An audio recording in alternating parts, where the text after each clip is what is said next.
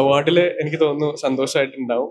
So ആ ഒരു അവാർഡിന്റെ journey ഈ ഒരു മൊമെന്റിൽ നിൽക്കുമ്പോൾ എങ്ങനെയാണ് നോക്കിക്കാണുന്നത്? ഇത് ഹെർ എന്ന് പറയുന്നത് ആക്ച്വലി ഞങ്ങളൊരു വളരെ ചെറിയൊരു പ്രോജക്റ്റായിട്ട് കോവിഡ് ടൈമിൽ പ്ലാൻ ചെയ്തതാണ്. അത് അനീഷ് അത് പ്രൊഡക്ഷനിലേക്ക് വന്നതിന് ശേഷമാണ് അത് ഇത്രയും വലിയ ആർട്ടിസ്റ്റുകളൊക്കെ ഉള്ള ഒരു വലിയ പ്രോജക്റ്റായിട്ട് മാറിയത്.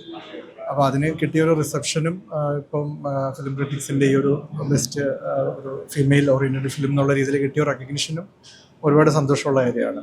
അല്ലെ, അവർ രണ്ടുപേരും എൻ്റെ അടുത്ത് കഥ പറയുന്ന സമയത്ത് നമുക്ക് കിട്ടുന്നൊരു വൈബുണ്ട്.